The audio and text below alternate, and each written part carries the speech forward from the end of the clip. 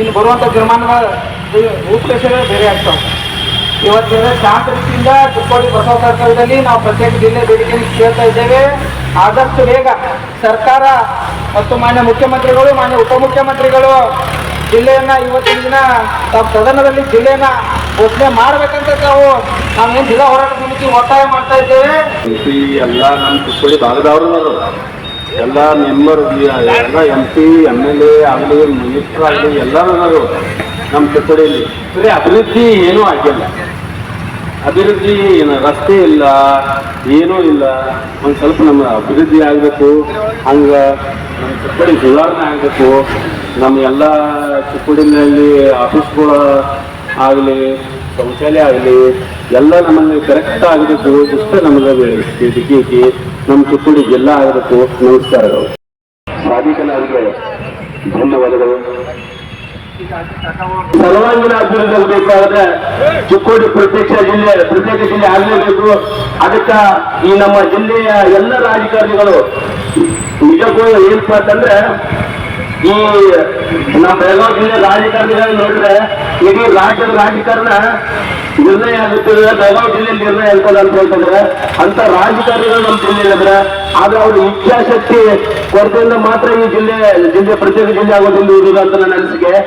ಈ ಒಂದು ಚಿಕ್ಕೋಡಿ ಜಿಲ್ಲೆ ಪ್ರತ್ಯೇಕ ಜಿಲ್ಲೆ ಘೋಷಣೆ ಮಾಡೋದ್ರಿಂದ ದೊಡ್ಡ ಮಾತಲ್ಲ. ಆ ನಿಟ್ಟಿನಲ್ಲಿ ಇವತ್ತೇನು ನಡೆದ ಬೆಳಗಾವಿಯಲ್ಲಿ ಅಧಿವೇಶನ ನಡೆದ, ಈ ಅಧಿವೇಶನದಲ್ಲಿ ಬೆಳಗಾವಿಯನ್ನು ವಿಭಜಿಸಿ ಚಿಕ್ಕೋಡಿನ ಪ್ರತ್ಯೇಕ ಜಿಲ್ಲೆ ಮಾಡಲೇಬೇಕಂತ ನಾವೆಲ್ಲರೂ ಒತ್ತಡದಿಂದ ಕೂಗಿ ಹೇಳ್ತಾ ಇದ್ದೀವಿ.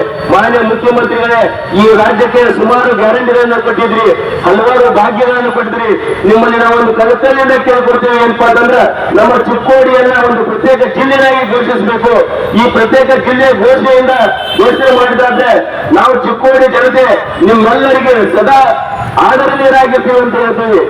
ಜನಕ್ಕೂ ಕೂಡ ಪ್ರತಿಯೊಂದು ಜನಕ್ಕೂ ಬೇಕಾಗಿದ್ದೀನಿ ಜನ. ಆದ್ರೂ ಎಲ್ಲಾ ಜನರು ಕೂಡ ಬಂದು ಭೇಟಿಯಾಗಿ ಹೋಗ್ಬೇಕು.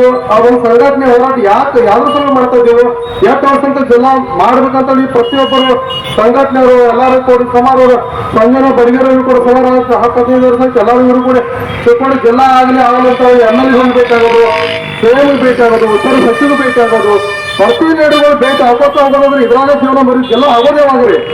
ಆ ಪ್ರತಿಯೊಂದು ಬರೀ ಸರ್ಕಾರ ಅದು ಇದು ಬರೀ ಇರೋ ಕೇಳುವಂತ ಕೆಲಸ ಆಗೈತೆ. ಆ ಥರ ಆಗಬಾರ್ದು.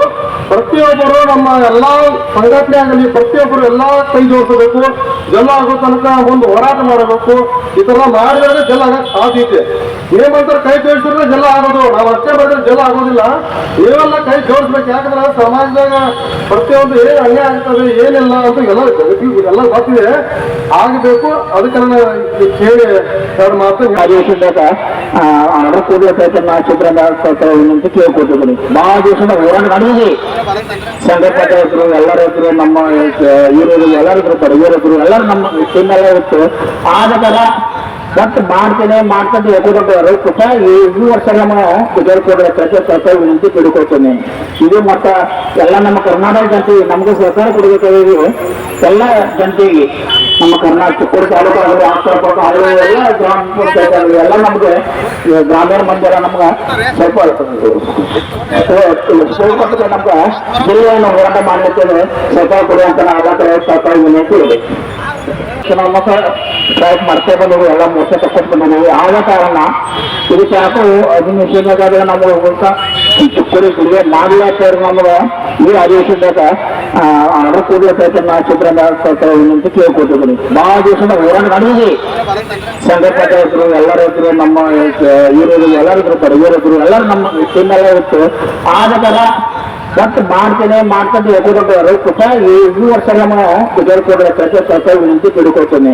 ಇದು ಮತ್ತ ಎಲ್ಲ ನಮ್ಮ ಕರ್ನಾಟಕ ಜನತೆ ನಮ್ಗೆ ಸಹಕಾರ ಕೊಡಬೇಕಾಗಿ ಎಲ್ಲ ಜನತೆಗೆ ನಮ್ಮ ಕರ್ನಾಟಕ ಚಿಕ್ಕೋಡಿ ತಾಲೂಕು ಎಲ್ಲ ಗ್ರಾಮ ಪಂಚಾಯತ್ ಎಲ್ಲ ನಮ್ಗೆ ಗ್ರಾಮೀಣ ಮಂದಿರ ನಮ್ಗೆ ಸ್ವಲ್ಪ ನಮ್ಗೆ ಜಿಲ್ಲೆಯನ್ನು ಹೋರಾಟ ಮಾಡ್ಲಿಕ್ಕೆ ಸಹಕಾರ ಕೊಡುವಂತ ಸರ್ಕಾರ ವಿನಂತಿ ಇದೆ. ರಾಜ್ಯದಲ್ಲಿ ಹೋಗಿ ಚಿಕ್ಕೋಡಿ ಭಾಗದಿಂದ ಎಲ್ಲ ರೈತಾಪಿ ವರ್ಗದವರು ಎಲ್ಲ ಹೋರಾಟಗಾರರು ಕೂಡಿ ಅವರು ಸನ್ಮಾನ ಮಾಡ್ತೇವೆ ಅಂತಕ್ಕಂಥ ಮಾತನ್ನು ಕೂಡ ಸಂದರ್ಭದಲ್ಲಿ ಹೇಳಬೇಕಾಗ್ತಾ ಇದೆ. ನೀವು ಗೋಕಾಕ್ ಬೇಡ ಅಂತ ತಿಳ್ಕೊಂಡು ನಾವು ಹೇಳಂಗಿಲ್ಲ. ಭೌಗೋಳಿಕವಾಗಿ ದೊಡ್ಡ ಇರ್ತಕ್ಕಂಥ ಜಿಲ್ಲೆ ಬೆಳಗಾವಿ ಇದ್ರು ಕೂಡ ನೀವು ಗೋಕಾಕನ್ನು ಮಾಡಬಹುದು, ಆದ್ರೆ ಚಿಕ್ಕೋಡಿ ಯಾವ ಕಾರಣಕ್ಕೂ ಬಿಡಬಾರದು ಅಂತಕ್ಕಂಥ ಒತ್ತು ಕೊಟ್ಟು ರಾಜ್ಯ ಸರ್ಕಾರಕ್ಕೆ ಈ ಸಂದರ್ಭದಲ್ಲಿ ನಾವು ಮನವಿಯನ್ನು ಮಾಡ್ಕೊತಾ ಇದ್ದೀವಿ. ಸನ್ಮಾನ್ಯ ಈ ಜಿಲ್ಲೆಯ ಉಸ್ತುವಾರಿ ಸಚಿವರಾಗಿರ್ತಕ್ಕಂಥ ಸತೀಶ್ ಚಂದ್ರ ಜಾರಕಿಹೊಳಿ ಅವರು ಕೂಡ ಇವತ್ತು ಅಧಿವೇಶನದೊಳಗೆ ಈ ಭಾಗದ 18 ಜನ MLAಗಳು ಪಕ್ಷಾತೀತವಾಗಿ ಒಂದು ನಿರ್ಣಯವನ್ನು ಕೈಗೊಂಡು ಅವ್ರು ಎಂತ ನಿರ್ಣಯ ಕೈಗೊಳ್ಬೇಕಂದ್ರೆ ಚಿಕ್ಕೋಡಿ ಜಿಲ್ಲೆ ಮಾಡಲಿಲ್ಲ ನಾವು ಯಾರು ಅಧಿವೇಶನಕ್ಕೆ ಬರೋದಿಲ್ಲ, ನಾವೆಲ್ಲರೂ ಬೈಕಾಟ್ ಮಾಡಿ ಹೊರ ಹೋಗ್ತೇವೆ ಅಂತಕ್ಕಂಥ ನಿರ್ಧಾರ ಮಾಡಿದ್ರೆ ಬಹುಶಃ ಈ 10 ದಿನದೊಳಗೆ ಸಿದ್ದರಾಮಯ್ಯ ಅವರು ಘೋಷಣೆ ಮಾಡೇ ಮಾಡ್ತಾರೆ ಅಂತಕ್ಕಂಥ ಮಾತನ್ನ ಬಹಳ ಸ್ಪಷ್ಟವಾಗಿ ಹೇಳಬೇಕಾಗ್ತಾ ಇದೆ. ಒಂದ್ ವೇಳೆ ಆಗ್ಲಿಕ್ಕೆ ಸಾಧ್ಯತೆ ಅಂತಕ್ಕಂಥ ಮಾತನ್ನ ಈ ಸಂದರ್ಭ ಹೇಳ್ತಾ ಇದ್ವಿ. ದಯವಿಟ್ಟು ಆ ಪರಮಾತ್ಮ ನಮ್ಮ 18 ಜನ ಎಲ್ಲ MLAಗಳಿಗೂ ಮಂತ್ರಿಗಳಿಗೂ ಆ ಲಕ್ಷ್ಮೀ ಹೆಬ್ಬಾಳ್ಕರ್ ಅಕ್ಕನವರಿಗೂ MLC ಅವರಿಗೂ ಕೂಡ ಅವರು ಸದ್ಬುದ್ಧಿಯನ್ನು ಕೊಡ್ಲಿ. ಈ 10 ದಿನಗಳಲ್ಲಿ ಸಿಹಿ ಸುದ್ದಿಯನ್ನ ಚಿಕ್ಕೋಡಿ ಜಿಲ್ಲೆಯಲ್ಲಿ ಘೋಷಣೆ ಮಾಡ್ಲಿ ಅಂತಕ್ಕಂಥ ಆ ಕನ್ಯೆಗೆ ಕಾರಣ ಪರಮಾತ್ಮ ಪ್ರಾರ್ಥಿಸಿ ಒಂದೆರಡು ಮಾತುಗಳಿಗೆ ವಿರಾಮ ಕೊಡೋಣ. ವೀಕ್ಷಕರೇ, ನೀವು ಇನ್ನು ನಮ್ಮ ಜೀ ಕನ್ನಡ ಮೀಡಿಯಾ ಚಾನೆಲ್ಗೆ ಸಬ್ಸ್ಕ್ರೈಬ್ ಆಗಿಲ್ಲ ಅಂದ್ರೆ ಕೂಡಲೇ ಸಬ್ಸ್ಕ್ರೈಬ್ ಮಾಡಿ. ಇದಿಷ್ಟು ಈವರೆಗಿನ ಸುದ್ದಿ. ನಿರಂತರ ಸುದ್ದಿಗಳಿಗಾಗಿ ನೋಡ್ತಾ ಇರಿ ಜೀ ಕನ್ನಡ ಮೀಡಿಯಾ.